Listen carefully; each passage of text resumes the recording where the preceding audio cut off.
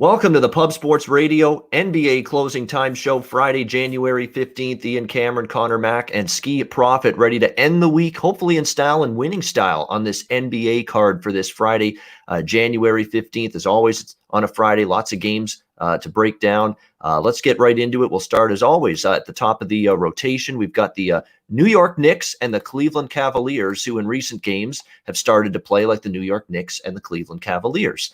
The New York Knicks, 2-point favorites here on the road. The total 196.5 in this game.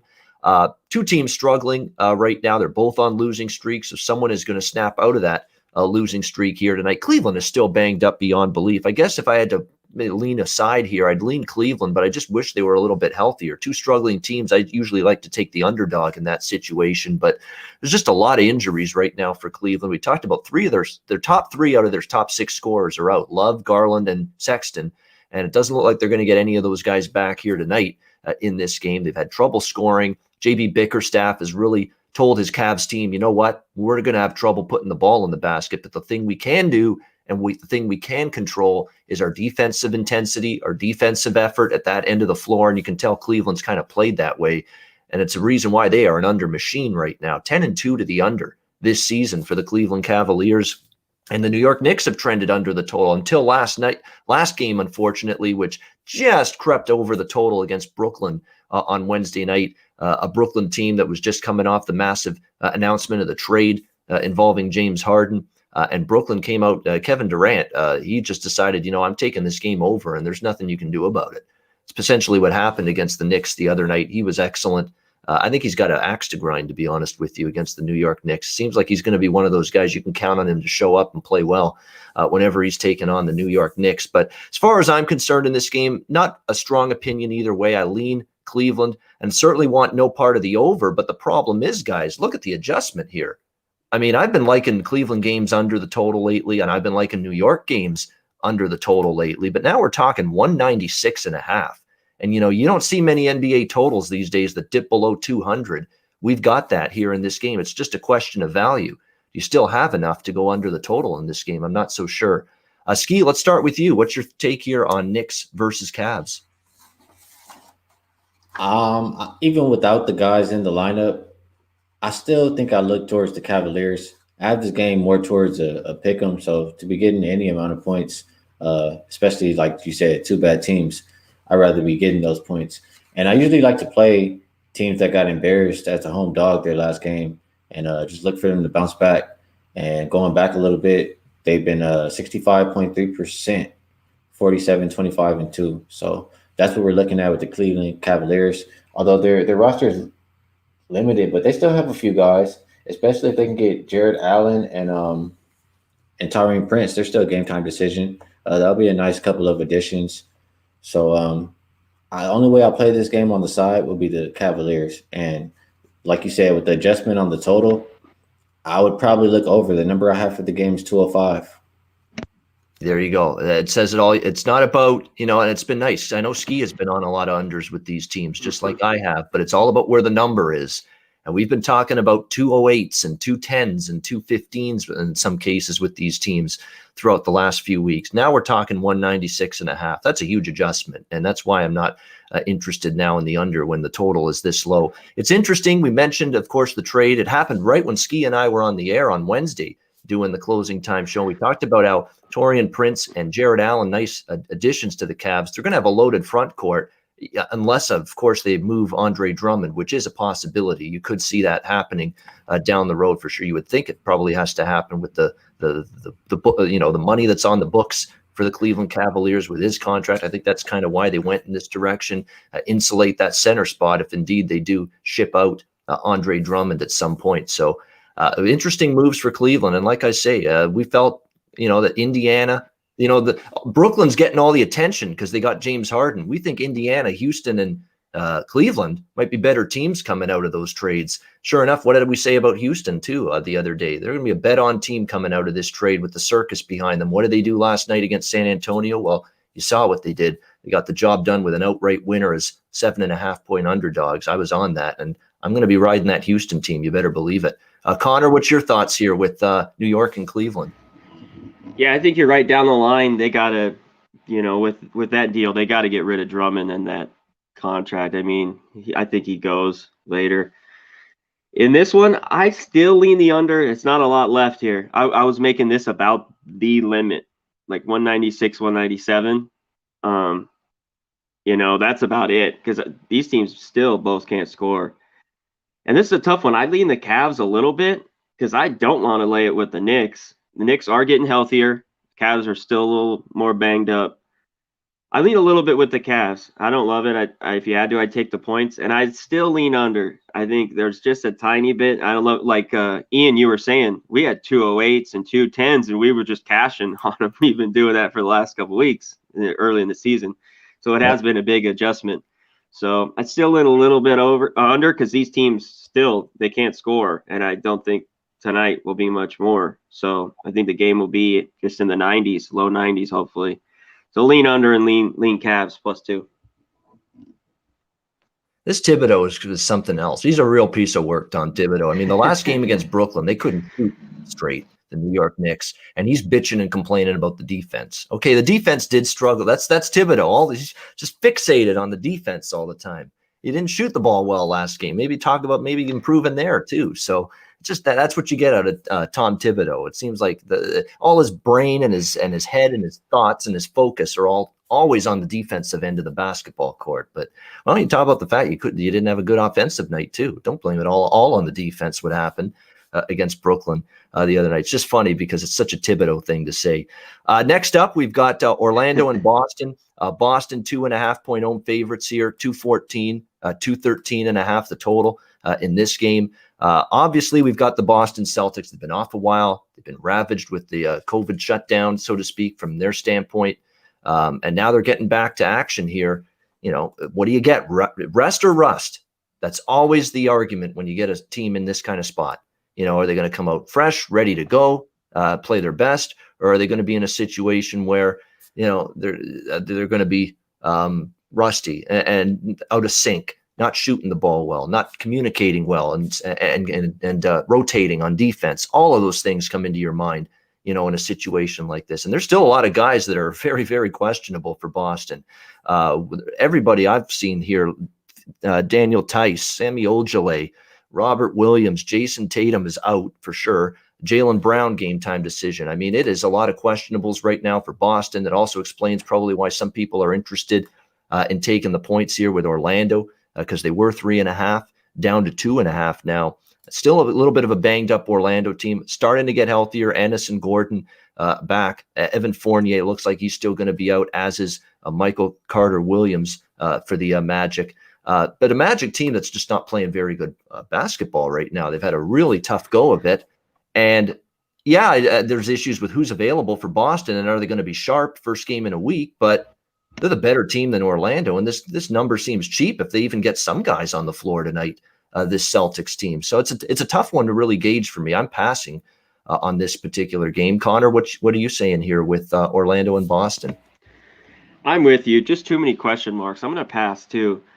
I'd lean with the Celtics, the short number, but I just don't love it. They got enough that they're getting back tonight, I think. Like you said, Tatum will be out. That's the biggest one. But the Magic are still all banged up, like you said, with no Fournier, all that. All they have is Eric Gordon came back, and he's not much. I'd lay the short number with Boston, but I had to pass on this one as well. Just too many guys out, too many question marks. It's wild, Captain. And already the injury report was already last minute with all the stars sitting out. And then now with COVID, it's just like you got to be dialed in on the NBA at all times on the news. So on a game like this, I'll pass. But if I had to, I'd lay with the Celtics. 2.5. Yeah, too many question marks. That's 4 words you can apply to like 60% of the NBA schedule this season, if maybe even more than that. It's just that's what we're dealing with this year, unfortunately. Skee, did anything catch your interest here, Orlando and Boston? I really don't like to bet the Celtics games, honestly. But if I have to play this one, I would probably look towards Orlando. I'm nervous if Jaylen Brown plays, because then things get dicey. I don't, like you said, Ian, Orlando hasn't been playing well lately. It's another team who got embarrassed as a home dog last game, but they just haven't been playing well lately in general. And I want Fournier in the lineup if I really want to look towards the Magic. So, I mean, I don't want to play Boston just because they haven't been playing for a while, and I don't know who's available over there either. So I would take the points with Orlando, and it's not one I feel extremely confident about right now. All right, we got a good one on national TV coming up next. One of the ESPN games tonight, Dallas and Milwaukee. We've got the Milwaukee Bucks. They opened 6. They're up to 8 now, pretty much across the board here on Milwaukee. 229 the total in this game. The Dallas Mavericks, are they starting to put things together? Maybe. You got to give the Mavs credit. They didn't really start the season all that great, but they've put things together with 4 straight wins and covers against Houston, Denver, Orlando, and Charlotte.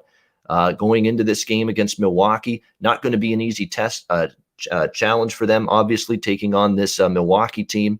But you look at Milwaukee, though, and I see they're betting Milwaukee here because it's up to 8. Makes me wonder if someone's out here for Dallas. The latest injury reports with them is that Kristaps Porzingis with the ankle injuries upgraded to probable tonight for the Dallas Mavericks. Josh Richardson questionable right now for Dallas. Still have Jalen Brunson out.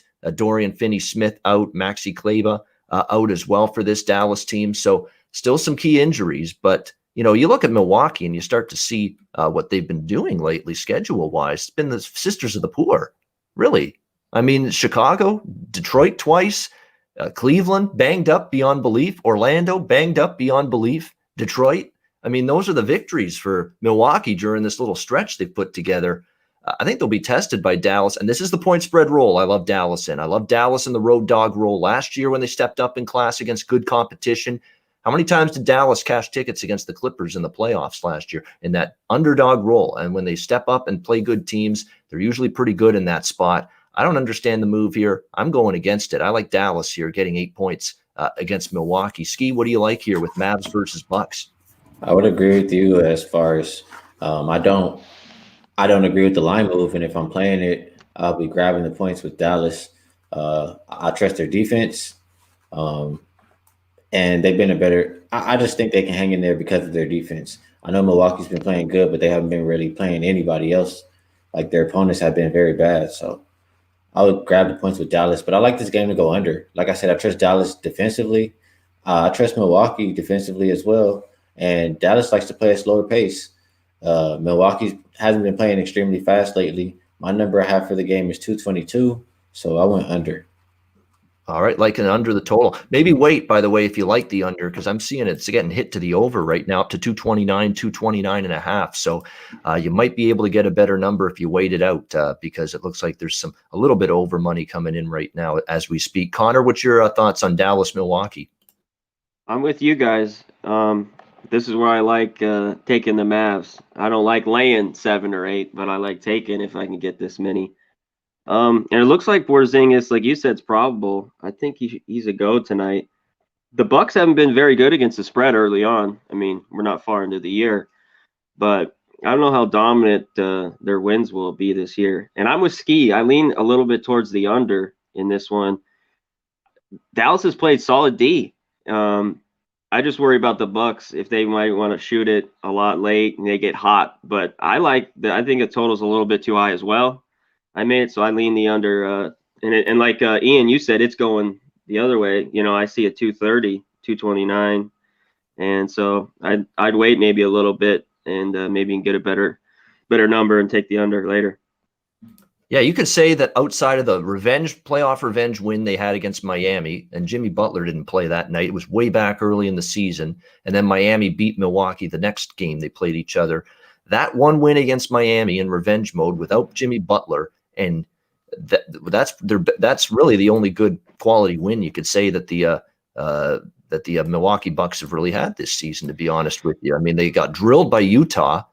Milwaukee, let's not forget that, against the next best team they faced, and everybody else they beat were like these bottom feeders or teams that were injury riddled at the time, like Cleveland's and your Detroits and your Orlandos, and go on down the list. So it's been a pretty light schedule, to say the least, for the Milwaukee Bucks. I think it shows up with that tonight when they play this Dallas team. Chicago and Oklahoma City, pick 'em price. Actually, Chicago now a slight road favorite, 1.5.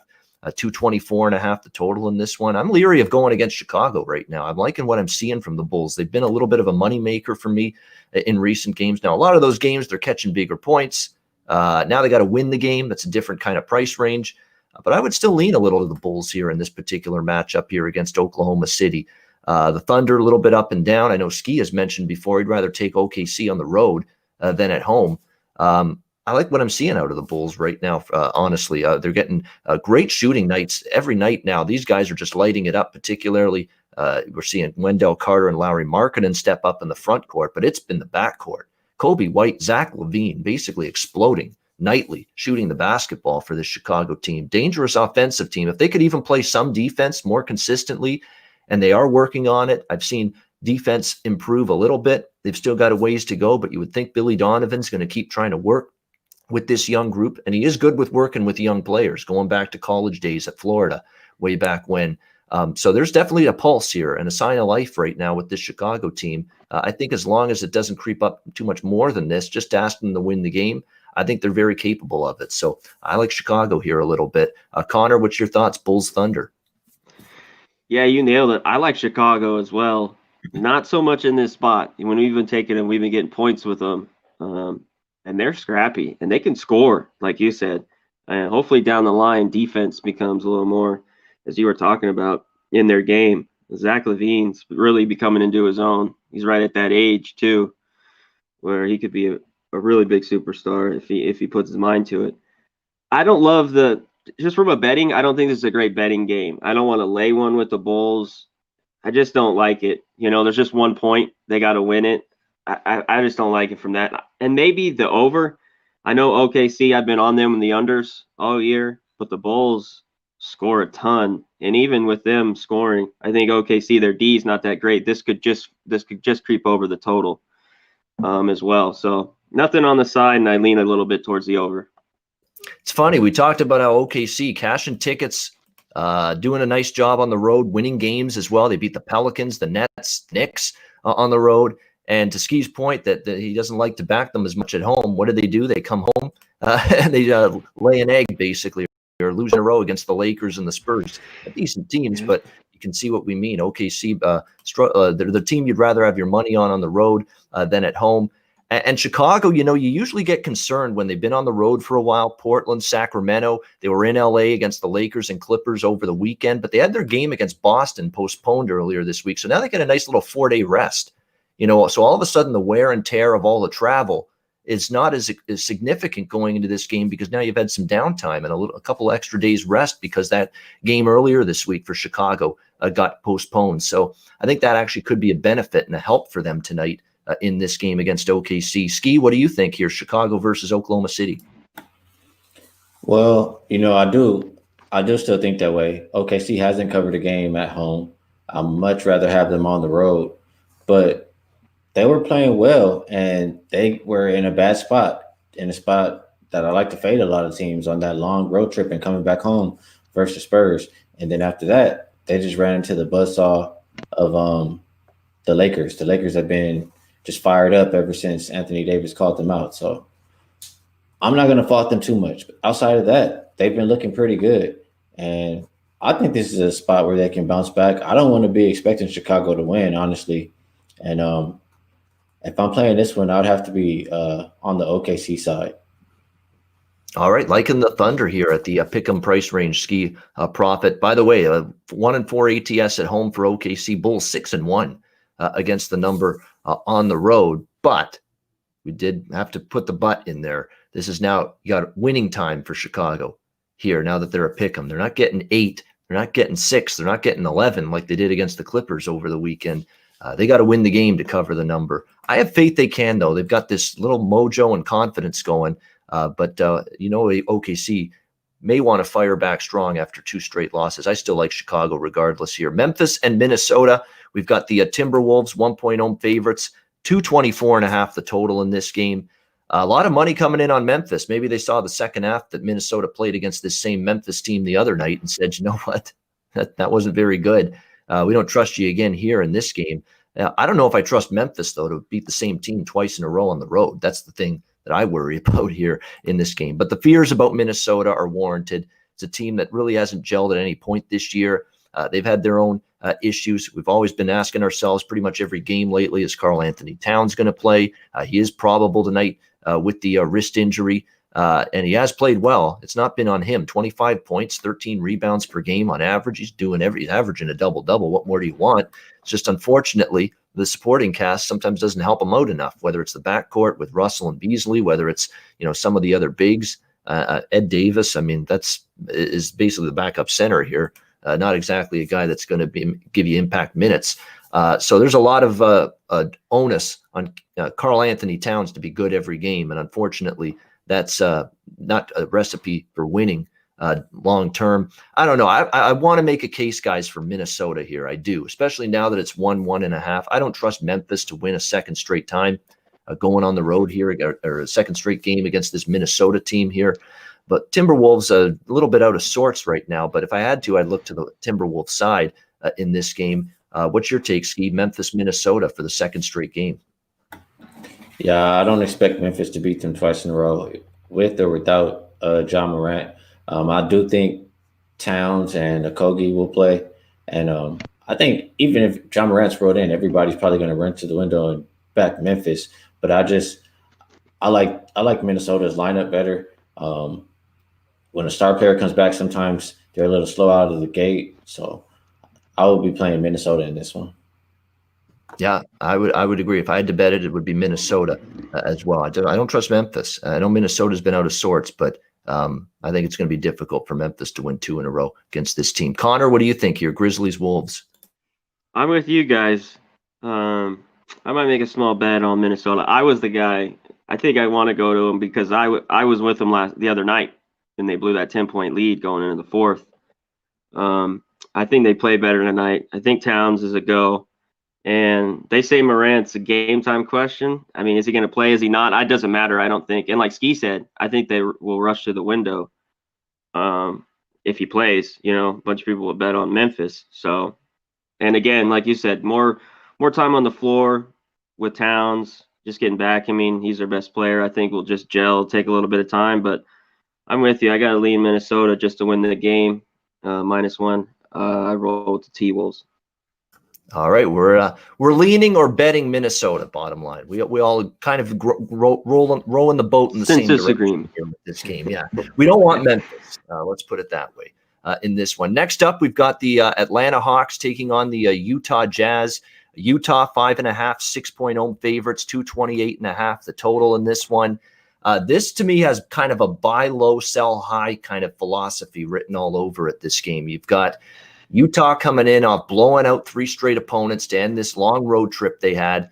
Now they're back home, and Atlanta's really struggled. Trey Young has definitely slipped down a little bit in recent games for Atlanta. He's not really producing offensively like he did early in the season, and Atlanta's certainly had their share of struggles in recent games. No question about that. But this is where I like this Atlanta team. I like them in the underdog role. I prefer them catching points. We have seen them step up against decent teams. Brooklyn earlier this season, winning outright against them as underdogs. I think they get Utah in a little bit of a vulnerable spot here, returning home off a very long road trip that was very successful down the stretch toward the end of it. You do worry a little bit in this game from a matchup standpoint. How are they going to handle Rudy Gobert? But this is where Clint Capella is supposed to come in and help you out with that. That's why they got him. So we'll see if he can sort of offset what Utah is going to provide them in the low post here from Gobert in this game. But to me, it's certainly a dubious spot for Utah. I mean, anybody that bets and handicaps NBA basketball over the years knows that these are tricky spots, especially with favorites laying moderate points when they're returning home off a lengthy road trip. I think you get Atlanta in a nice little buy low spot. Utah, maybe not all that sharp, not all that focused, kind of like what we saw to San Antonio, honestly, last night against Houston.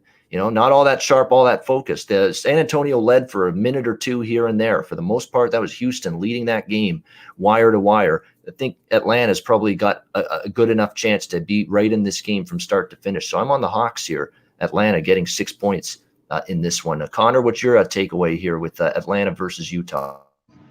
I'm with you. This is where I want the Hawks, like we talk about. I like 6.5. I wish it was a little bit more, maybe 7. or 8, but I'll take 6.5 with them. The Hawks is 6 in a row to the under as well, and on the year they're 8-2. It's just that's not what do you think of this Hawks team? And maybe it'll change down the line, but who knows? And the total keeps going up. I think this goes up maybe another point or two. I don't know. The Hawks are just barely on 100. Utah at home, when they do get hot, their games can go over. So this one's kind of a tough one, but I'd lean a little bit towards the under. I think that might be too many points there. But definitely I like the Hawks with the points, and I lean a little bit towards the under. This total, and it hasn't just been bet up. It has been just hammered up. It's going way up. I mean, this opened 222.5. It's 228.5 now with where it is right now in terms of the placement of this total right now. So there's been a huge move toward the over. I'm pretty neutral on this total, but I am on the Atlanta side here getting the points. Skee, what do you think here? Hawks versus Jazz. I do like that under. Atlanta's offense hasn't really been that good lately. They don't have Bogdanovich. They're missing Gallinari as well. That's a lot of points that they're missing, but their defense has been solid and they can rebound the basketball. So they've covered every game except for one on the road. And it's a flat spot for Utah. You called it out, Ian. They've been on the road for forever and they're coming back home. Yeah. So I like to fade teams in that spot. And for that reason, I'll be on Atlanta and I like the under. There we go, Atlanta and under. So consensus here, liking the lower scoring game and as well liking Atlanta. If you like the under, maybe wait it out because this got bet up. Maybe it goes up a bit more, but either wait it. It wouldn't hurt you to lock it in now under because I don't know if it'll go up much more than 228.5. The Vultures already did their damage. They did, okay? Yeah, they did. Earlier in the day when it was 222.5 and now it's 228.5. So they've basically left scraps for people that like the over still, which I wouldn't advise betting that now at 228.5, a 6-point move. So now's a good time to bet the under for sure if you like it. Yeah, New Ingles Orleans is out too. He's got that Achilles injury. So yes. Some points off the bench. Always worry with him. Yeah, from the man from the land down under. Yeah, you're always wondering if he's going to play game in and game out for that Utah team. Next up, we've got the New Orleans Pelicans and the Los Angeles Lakers. We got the Lakers 9.5 point home favorites here. 219.5 the total in this game. I think this is a very similar type situation to the game we just talked about here, where you've got the as good as they've been, and man, maybe it's a little dangerous right now to go against this Laker team because they ended that road trip in dominant fashion. I mean, they just destroyed Houston, back-to-back games, 18-point win, 17-point win, and if that wasn't good enough, we'll just take apart and dismantle OKC by 29 points the other night to wrap up this incredible road trip. All of that being said, we've talked about it a couple of times now, including the last game with Utah. This is a dubious spot for the Lakers. It's returning home off a road trip. Now you're kicking the snot out of teams. I understand that and looking very impressive along the way. But this concerns me here. And it also concerns me because you look at the last 3 games as home favorites here for the LA Lakers. Lost outright as chalk to Portland. Lost outright as chalk to San Antonio and barely got by Chicago, laying 8.5 points at home. So the Lakers good on the road, but this home favorite role, it's been tough sledding for Laker backers, laying points with LA here at Staples Center. On the flip side, you've got the Pelicans who, they've had some postponements, COVID-19 related, 0-3 straight up, 0-3 against the spread. My biggest fear here is that they've been off a week and they're not sharp. And if you're not sharp against the Lakers and you don't play well, you could be asking to get blown out. I understand that fully. However, I think they'll be focused. I think there'll be a mindset that I don't think you have to convince Lonzo Ball. I don't think you have to convince Brandon Ingram, Josh Hart, all of these guys that were traded away from the LA Lakers to get pumped up and fired up to play the Los Angeles Lakers. I think that should just be something that's in their bones. They're ready to go. They're fired up. I would expect that. A little concerned about the 1 week hiatus, but not enough to keep me off New Orleans here. And I know I took LA against Houston in the second time they played the Lakers and wasn't even a contest there. It was a bad bet on my part. But nevertheless, I'm looking at this as a situation here where I think it sets up pretty well for the Pelicans. Zion Williamson didn't play against the Clippers. He is going to play tonight. I know Eric Bledsoe is still potential he may not play. That doesn't bother me. I think Eric Bledsoe is one of the more overrated players in the NBA. Lonzo Ball is out. Obviously, that's significant. So you're going to need the likes of, Nickeil Alexander-Walker, Canadian, to step up at that spot in the absence of Lonzo Ball. But the bottom line is it's a dubious enough spot here for the Lakers where I'm thinking the Pelicans can do enough to at least keep this game relatively close. New Orleans for me plus the 9.5. It was 10. I think it's 9.5 now, pretty much across the board at this point in time. Yeah, it's down to 9 even in some spots. So have been some New Orleans money. I would agree with the move. I kind of like New Orleans here getting the points. Skee, what do you think about your Lakers? Am I crazy, or is this just trouble coming from a mile away, laying these points in a first game home off a road trip spot for a Laker team that's actually not been very good as home favorites in recent games? Yes, you're correct. But before I forget, I want to say Alexander Walker was balling last game. If he can keep that up, if he can. That's the question. If they get that version of him, yeah, that's going to be a career high. He was balling. You're right, Ian, because the Lakers take pride in winning on the road, and it looks like they don't care when they come back home. They just want to go win in everybody else's arena. So I heard Anthony Davis and LeBron and a couple other players say that. So maybe that's what we're looking at. And I can agree. I don't think they'll win by double digits today. The only way I play this game would be the Pelicans. There we go. So on board with New Orleans and looking toward the Pelicans, the fighting SVGs, as I like to call them, Stan Van Gundy's. Conor, Mac, what do you think here? New Orleans and the LA Lakers. Yeah, I'm with you guys. Like Skee said, coming home, this is the spot to do it. Ian, you mentioned all those players, Hart, Ingram, they want to play. They'll be up for this one.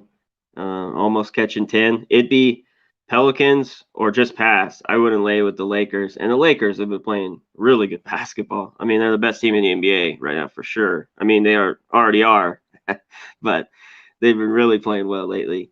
And like you said, I watched that whole Clippers game. Walker balled out. If he plays well with, he could get more minutes now. Ball, even when Ball comes back. So, and like you said, Zion will be back.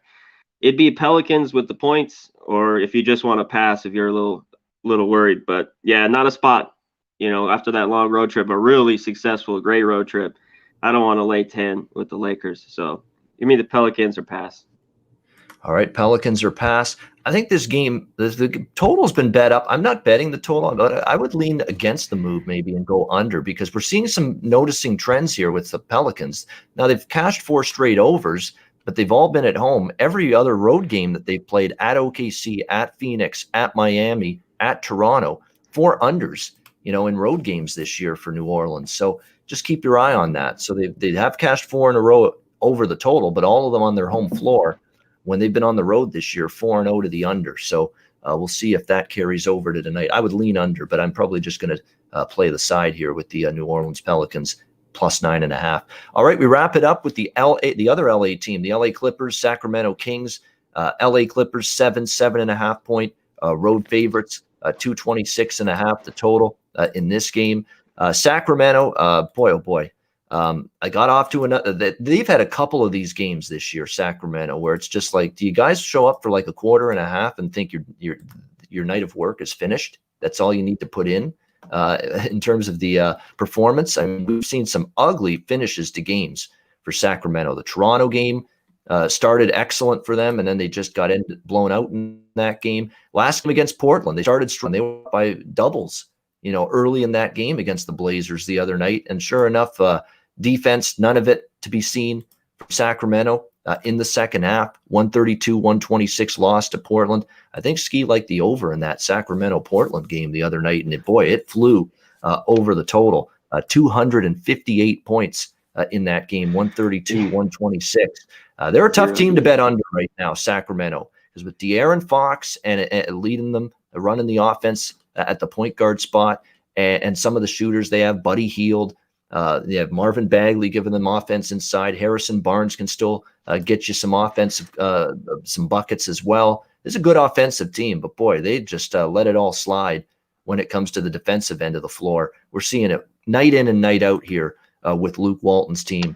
And we're seeing them go over some high totals, like 237, 230, the last two totals in Sacramento games. And both of those games get 249 and 258 for total points scored. So it's difficult, to bet these Sacramento games under right now. They're not playing a lick of defense. Their defensive numbers are horrendous right now across the board.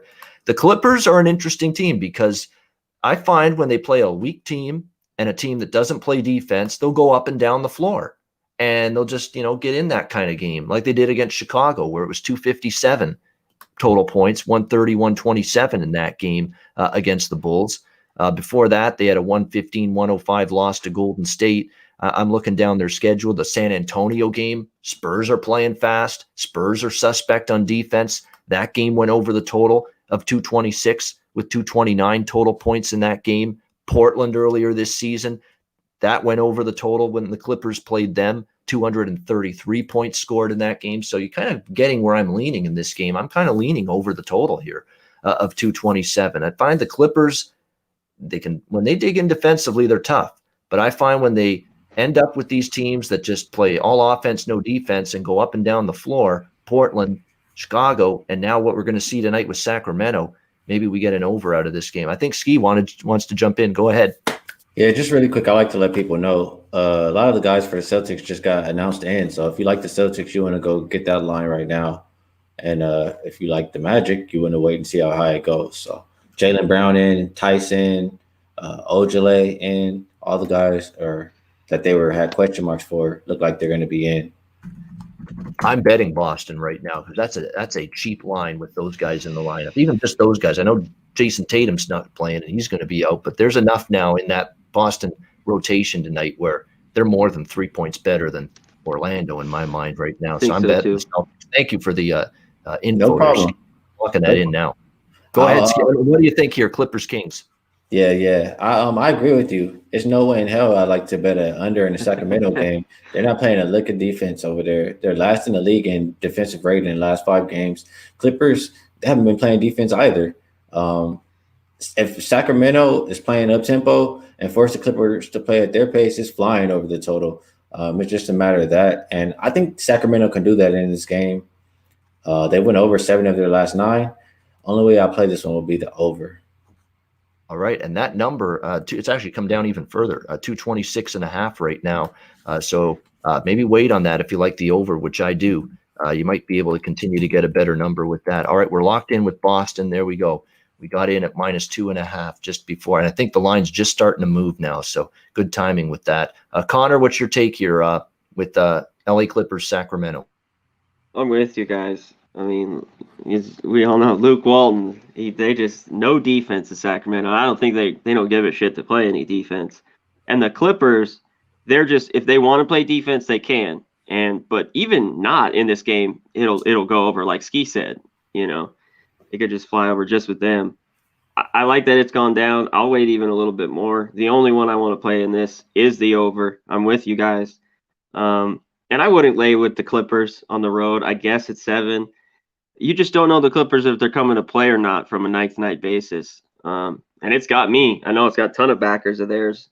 They can look as one of the top teams in the NBA, and they could just kind of coast and not play any defense or just mess around. And especially in a game like this would be a perfect, game. Them in Sacramento, what Clipper team are you going to get? So I'm with you guys. I lean the over here. All right, leaning over as well. Here's the Boston money right on cue. I'm seeing the board light up like a Christmas tree 20 days late right now. I just wanted to hop in and try to help whoever wants it. I didn't even bet it myself. I just know some people want to bet it. Wow, there it is. Boom, boom, boom, boom, boom. Look at that. Threes now are showing up. Now the threes are getting wiped out. 3.5, I'm seeing 4 even. Yeah, there it is. See, word travels fast in 2021. So there you go. Word of the Celtics, and they're looks like that they're going to have a much more closer, at least, to full strength lineup than they did just a couple of minutes ago. All right, so there's the Friday card. Fun card to break down. I actually like this card more than normal. I mean, there's been some cards I've been pulling teeth trying to find some good plays, good bets. I think we've got more than a few tonight, so a little more tricky for me to pick a best bet tonight on the card. I'm going to start with mine, though. Dallas, we're going to go back to the Mavs here, +8 against Milwaukee. Best bet for me on this card, It's very simple. Dallas is great in this dog roll, especially on the road. We're starting to see them put it together. 4 straight wins, 4 straight covers for the Mavericks. Porzingis should be in there tonight, which is big when you got Giannis on the other side. Dallas, to me, and Milwaukee's feasted on nothing but weaklings, nothing but cupcakes for the majority of their season. I think they get a game from Dallas tonight. So Mavs +8 against the Bucks. That'll be my best bet for the Friday NBA closing time show. Connor, what do you got for us? Best bet tonight? Well, I like that over we just talked about in Clippers Sacramento. I'm going to go with the Hawks getting 6.5. I think they can keep that one close. So give me the Atlanta Hawks. This is where I like them getting points on the road. Give me the Hawks +6.5. There we go, Atlanta. The Hawks. Let's go. Atlanta +6 against Utah for best bet. This is the spot. You're right. I agree with you fully. This is the spot. This is the point spread roll. I like Atlanta in, and of course we know with Utah coming home off a long road trip, it could be dubious for them. Skee Profit, best bet. What do you got? I'm looking over the lines really quick because one of mine was taken, and I'm just looking.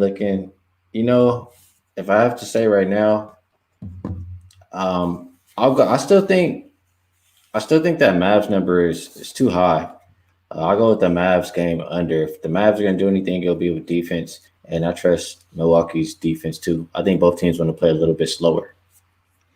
All right, there we go. A best bet on Dallas, Milwaukee under. 229.5 is the best number out there right now with that under for Skee Profit. There you go. That's going to wrap it up, guys. And we are back, the 3 of us, tomorrow. Make sure you join us, noon Eastern, 9 a.m. Pacific on Saturday. It'll be the NFL closing time show, breaking down divisional playoff weekend. What do we got? The Rams versus the Packers, the Ravens versus the Bills. We've got the Chiefs versus the Browns, and the Saints versus the Bucks. It's going to be a really intriguing, fun weekend of divisional playoff NFL football. And we'll be back with you tomorrow at noon Eastern, 9 a.m. Pacific to break it all down right here on Pub Sports Radio. For Conor, Max, Skee Profit, I'm Ian Cameron. Have a great Friday night. Enjoy the games. Cash some tickets. We'll be back with you tomorrow right here on Pub Sports